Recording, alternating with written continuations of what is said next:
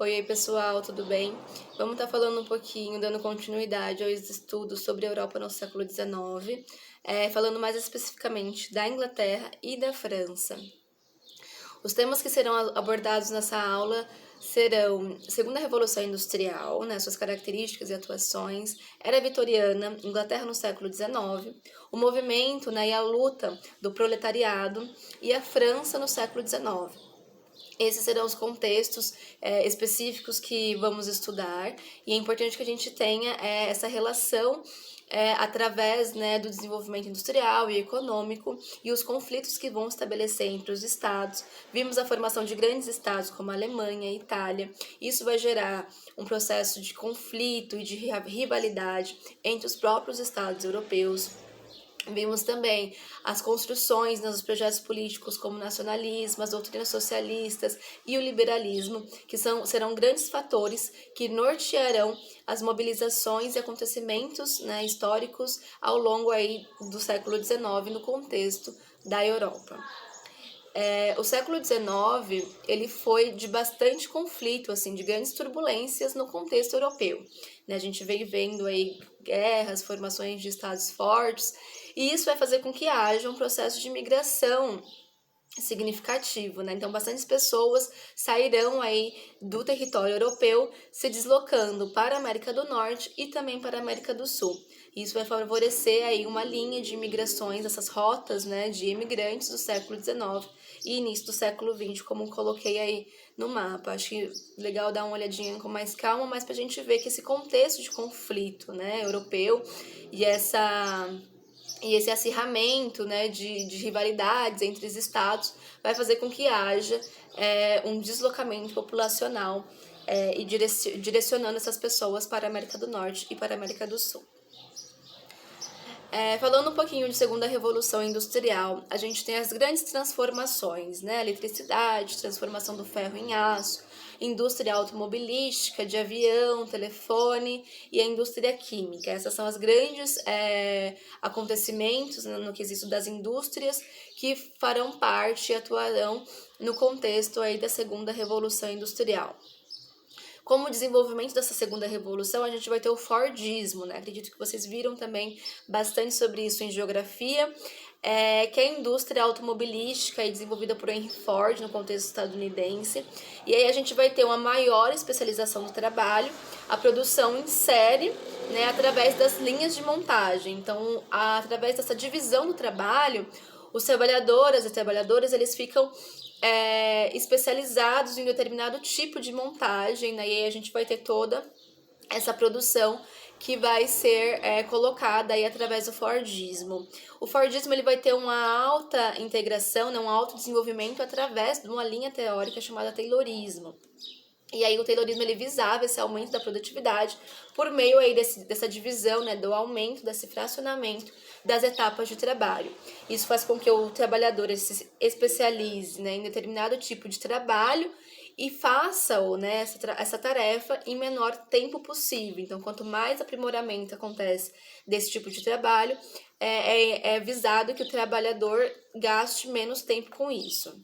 Um grande exemplo, né, dessa produção, né, da indústria e cultural é o filme Tempos Modernos. Depois a gente pode estar vendo e discutindo mais sobre ele, que passa aí no contexto estadunidense de 1830, mostrando aí essa linha de produção, né, o protagonista ele acaba se tornando aí de uma forma alienada, porque esse excesso, né, de cobrança e de trabalho coloca aí em situações bastante difíceis, né, ele se torna um ser alienado do processo de trabalho como um todo, e a gente tem a intensificação cada vez maior, né, a cobrança que se coloca aí frente a esse processo de trabalho, com o intuito de aumento da produtividade e da lucratividade, né, consequentemente, e em menor tempo possível. E aí, falando agora do contexto da Inglaterra, a gente viu inicialmente que a Inglaterra ela é a pioneira no processo de revolução industrial. A segunda revolução industrial já acontece em outras localidades, né, fora do contexto inglês, mas é a Inglaterra que é a protagonista como maior potência mundial no século XIX. Ela continua sendo uma grande influência econômica e industrial, né, por mais que as revoluções industriais, né, já aconteçam em outras localidades. O seu poderio, né, industrial e da marinha mercantil é bastante significativo, e isso foi construído ao longo do seu processo histórico. A gente já viu, né, o desenvolvimento da marinha inglesa e as suas atuações. A adoção massiva das práticas liberais. Então, como projeto político e econômico, a gente vai ter a adesão alta do liberalismo. E, por outro lado, em contrapartida, como a gente também viu nas outras aulas, as organizações trabalhistas se formam, né? As trade unions, aí como os embriões das organizações de trabalho, né? Embriões aí do que foi o movimento sindical. Então a gente tem contradições históricas bastante significativas no quesito de que, né, como maior potência mundial, por outro lado, a gente tem uma camada populacional que vai se colocar, né, vai se organizar, classe trabalhadora que se organiza, reivindicando melhores condições de trabalho, melhores aí condições e participações nessa sociedade. Então, a gente vai ter todo esse processo de desenvolvimento industrial e também de participação em contrapartida, né, participação da classe trabalhadora. Com isso, a gente vai ter várias mobilizações, várias organizações vão tentar elaborar e reivindicar, né, questões que visem, através da Carta do Povo, questões que visem o sufrágio universal, então a participação política, independente da renda, né, o fim do voto, o voto secreto e o fim do critério censitário, que era o critério por renda, que limitava muito a participação política, tanto para votar quanto para ser votado, e também a remuneração dos parlamentares e que acontecesse eleições parlamentares também anualmente. Então, essa Carta do Povo, aí, através da mobilização das organizações operárias, de trabalhadoras e trabalhadores, a gente vai ter o estabelecimento de várias reivindicações aí que vão colocar maior adesão dessa população às participações políticas e sociais. O movimento cartista também foi um movimento aí de mobilização da luta, né, da classe operária e trabalhadora. A gente vai ter a questão de regulamentar esse trabalho infantil, né, que até então era realizado intensamente, a questão do trabalho feminino também, a permissão aí de políticas e jornadas de trabalho, né, diminuição da carga horária de trabalho. Esse marco, né, esse movimento cartista, ele foi bastante importante porque ele foi um marco dessa organização de trabalhadoras e trabalhadores e que coloca frente aí a todas essas contradições que se apresentam, contradições históricas que se apresentam nesse alto desenvolvimento industrial e mercantil no contexto inglês. Mas aí como, né, resultados de todos esses movimentos e reivindicações e lutas, a gente só vai ter os desdobramentos mais efetivos de tudo isso, aí já chegando na segunda metade final do século XIX.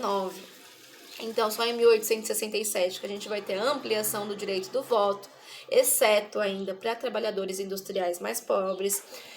Em 1880, os sindicatos, né, reconhecidos oficialmente. E aí, com a criação do Partido Trabalhista dos Trabalhadores Inglês e depois, né, com a intensificação das lutas políticas através do partido, a gente vai ter o sufrágio universal, né, que é a colocação do voto aí para todas as pessoas, em 1918, né? E aí a gente também entra a questão da luta das sufragistas, né, feministas no contexto inglês. Então, o movimento da participação feminina e a reivindicação, né, de participação política das mulheres já se fazia presente aí ao final do século XIX, e aí é só em 1918, já no contexto, né, de guerra, que a gente vai ter o sufrágio universal e com participação das mulheres. Então, mulheres a partir dos 30 anos já poderiam votar. Isso foi uma conquista bastante significativa que a luta, né, das sufragistas e o movimento feminista nesse contexto europeu já repercute grande parte da Europa, não só na Inglaterra, e aí a gente tem como resultado, já no século XX, o sufrágio universal que se estabelece aí para homens e mulheres.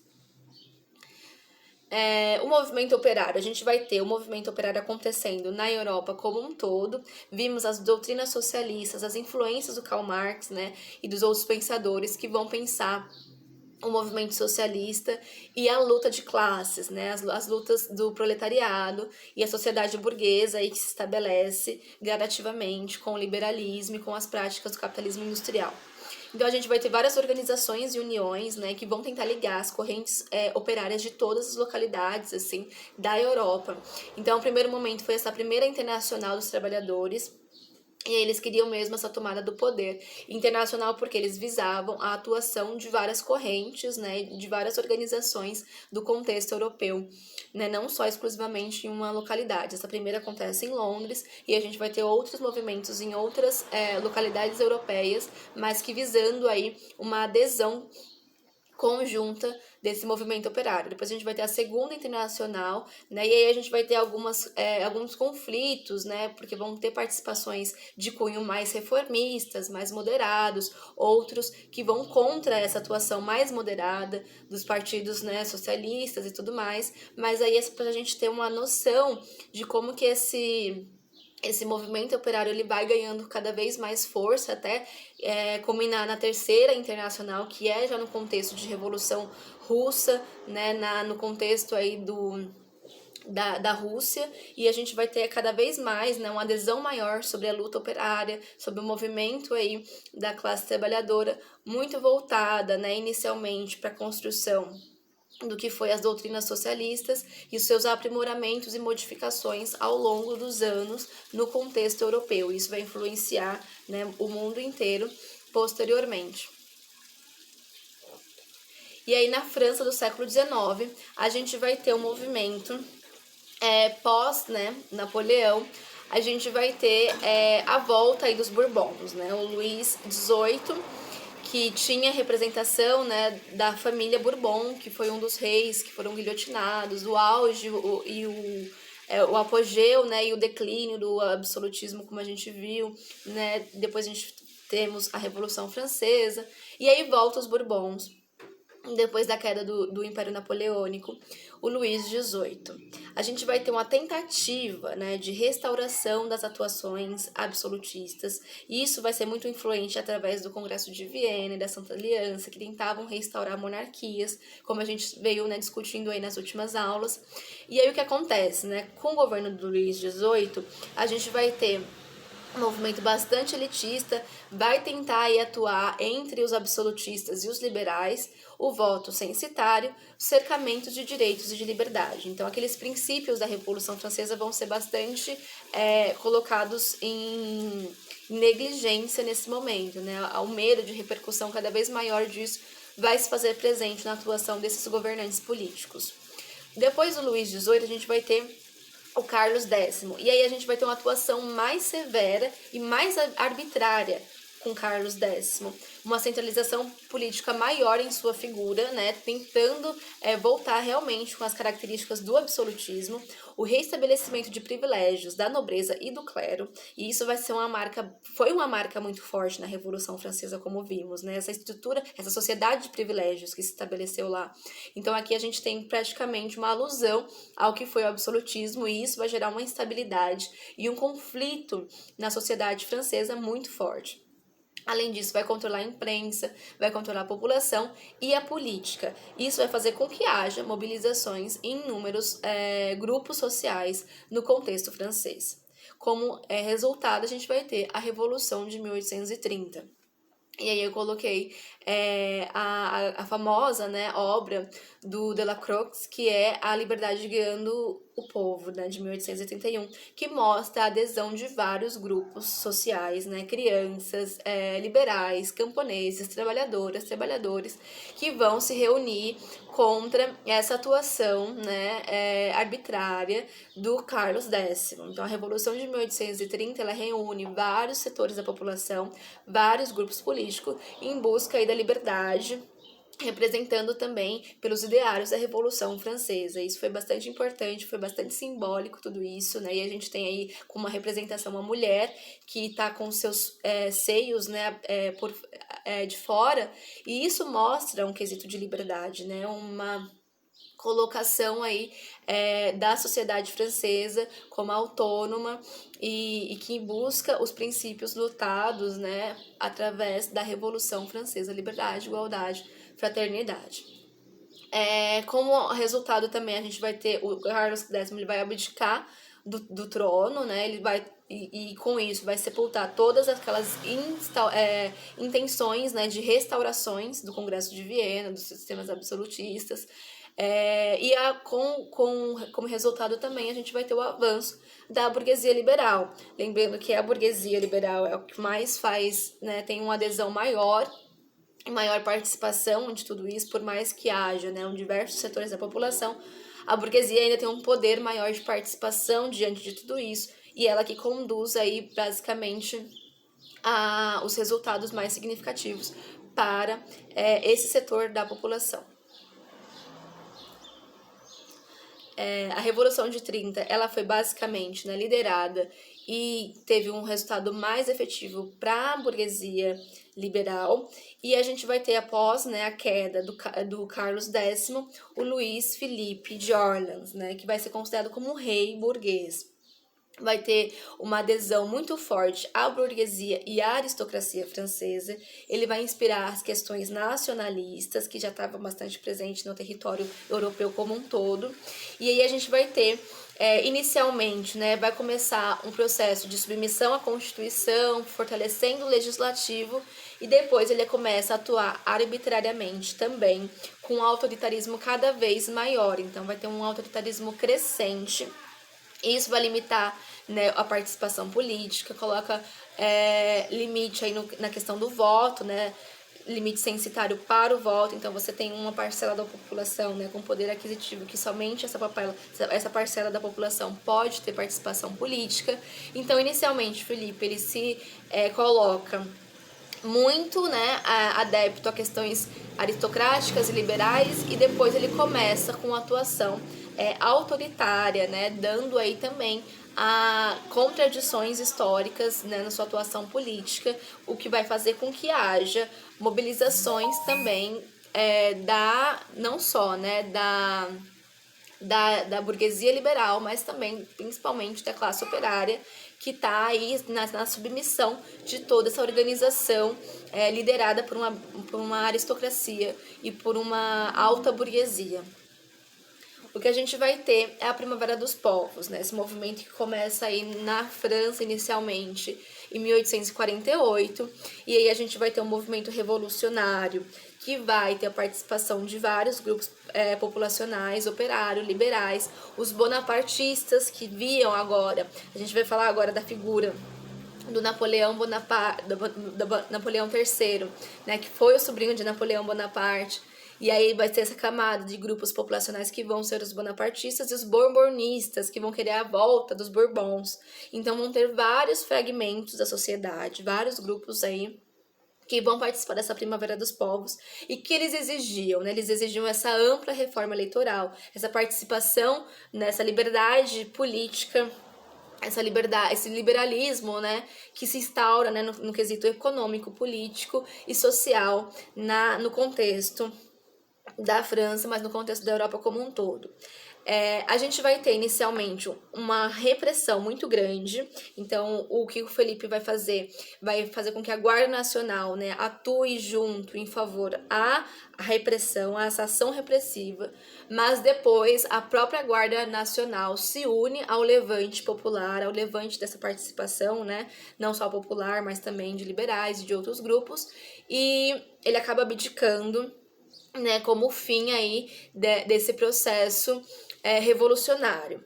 Mas a gente está falando do contexto francês. A Primavera dos Povos, né, o que significa primavera é um renascimento, né, uma atuação aí de colocar novos horizontes, né, novas modificações e estruturas políticas em determinado período histórico, né? A gente não tem esse movimento somente aqui, né, de primavera. Aconteceram outras primaveras ao longo da história, Primavera dos Dentes, Primavera Árabe recentemente. Então o que basicamente representa tudo isso, né? São novas articulações políticas e sociais que os revolucionários visam, né, reivindicam. Então a gente tem tudo isso acontecendo e vai ter grandes repercussões na Europa como um todo. A gente pode estar mais falando especificamente da atuação de tudo isso, acredito que não vai dar tempo de estar falando, mas a gente vai ter muitas consequências, né, e muitas repercussões na Europa, que foi conhecido como Primavera dos Povos. E aí, quando, né, a gente tem a abdicação do Felipe, a gente vai ter o governo provisório e o estabelecimento da Segunda República na França. Então, vão ter algumas mudanças no contexto francês. O fim da pena de morte, o sufrágio universal masculino, né, direto e secreto, e a intensificação dos conflitos entre a burguesia e o proletariado. Porque basicamente o que vai acontecer é que, por mais que houve, né, a atuação da classe trabalhadora, elas não vão ser as reivindicações e a atuação no quesito político não vai ser atendida. Então, o acirramento entre a burguesia e o proletariado ele se intensifica e a gente vai ter uma atuação extremamente violenta, vão ter mais de 10 mil fuzilados, então vai ser uma repressão muito grande, sobretudo na classe operária. Então, a gente vai ter todo esse estabelecimento da Segunda República e esse conflito cada vez mais acirrado entre a burguesia e o proletariado nesse contexto aí de Primavera dos Povos.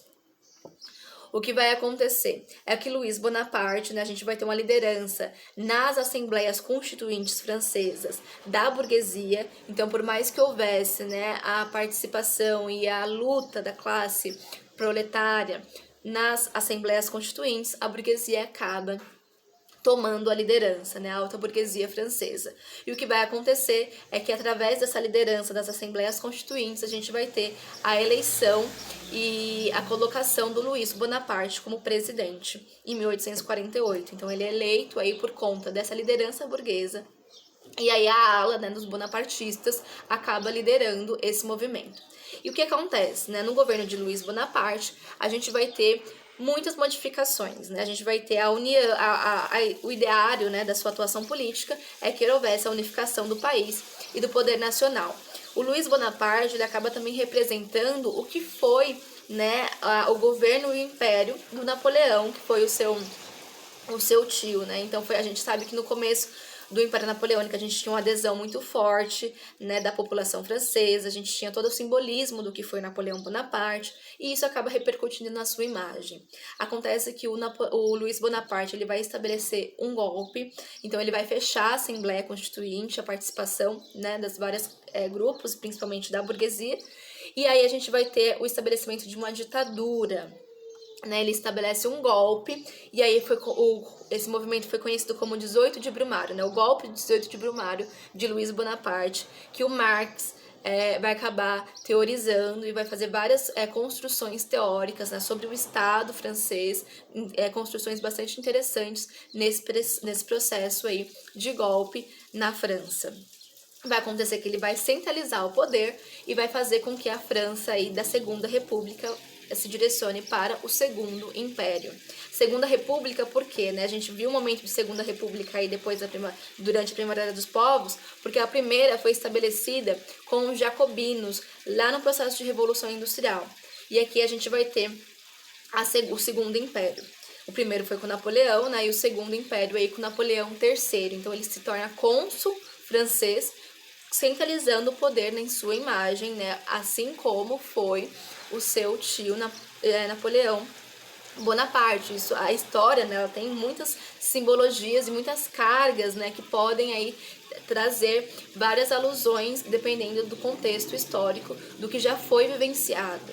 E aí a gente vai ter, por outro lado, nessa centralização política, estabelecimento desse golpe, a gente vai ter uma modernização e um desenvolvimento econômico e cultural da França muito, muito significativo nesse primeiro momento, né, de atuação aí do governo do Napoleão Bonaparte. É nesse momento que a gente tem a construção dos boulevards, das grandes ruas largas para que haja uma vista, né, e a atuação de carros e um desenvolvimento bastante cultural, né, do que foi Paris e do que foi construído arquitetonicamente, culturalmente, né, a sociedade francesa da época.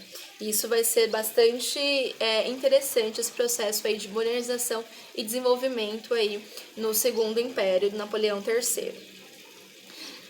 Como política expansionista, a gente vai ver que vai ter atuação imperial. Quando estivermos falando de neocolonialismo, vamos ver a atuação imperial da França nos contextos do continente africano e do sudeste asiático. Então vai ter uma atuação imperialista bastante significativa, não só nesses contextos, mas também no México.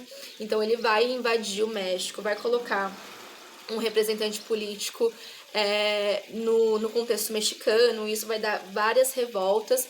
Essa atuação do México também vai acabar mobilizando guerrilhas mexicanas e vão ir contra e vão conseguir vencer essa atuação francesa. Isso vai enfraquecer economicamente a França. Vai também ter a Guerra Prussiana, como a gente falou, né, Franco-Prussiana. E a França vai perder, né, pagando indenizações para o que se formou, né, que foi a Alemanha. A Alemanha vence a guerra e aí exige indenizações e a França perde territórios, os ricos territórios da Alsácia-Lorena. E aí a gente vai ter a queda do Segundo Império e o estabelecimento da Terceira República. Então, através dessa política expansionista e a atuação de vários conflitos que a Europa estava passando nesse momento, a gente vai ter a queda aí do Segundo Império. Mas é importante que a gente se atenha a essa participação da alta burguesia, que faz alianças aí inicialmente com a aristocracia e mobiliza o que foi as revoluções de 48, o que foi também as revoluções de 30, uma alta adesão de lideranças burguesas que levaram aí ao estabelecimento de um golpe, a formação de um segundo império na França e posteriormente a queda desse segundo império, acirrando aí os conflitos ainda entre os países, que a gente vai ver que vai ter um grande revanchismo entre a Alemanha e a França. Pós aí, a queda do império, do Segundo Império, a gente vai ter um movimento bastante interessante que vai ser a Comuna de Paris. Foi o contexto histórico onde se estabelece aí e institui o regime socialista, o primeiro regime socialista na Europa. Então a gente vai ter cerca de 70 dias onde os operários, ele tomam a capital. A gente tinha uma participação operária muito forte em Paris, então a gente vai ter a atuação desses operários na capital francesa, e aí eles conseguem pela primeira vez na história da Europa instituir o regime socialista. E durante 70 dias a gente vai ter um governo socialista na França, o evento que ficou conhecido como Comuna de Paris. Durou cerca de 70 dias, foi um evento historicamente rápido, mas resultou aí em processos bastante violentos, com mais de 20 mil mortos. Aqui eu coloquei uma foto que representa esse movimento. Eles tinham várias barricadas, a questão da participação operária e dessa adesão aí à luta da classe trabalhadora foi bastante significativa e teve bastante repercussão aí ao longo do século XIX, não só no contexto francês, mas no contexto da Europa como um todo, visto que a gente tem um embasamento teórico bastante grande e influente, que foi os desenvolvimentos do socialismo, e aí a gente tem também as contradições históricas que se estabelecem através também do desenvolvimento, como a gente viu, do liberalismo e do capitalismo industrial. É isso, gente, a gente pode discutir mais aí, nos plantões e nos encontros, é bastante coisa mesmo, mas aí eu consegui tentar elencar aí os principais pontos desse contexto europeu no século XIX.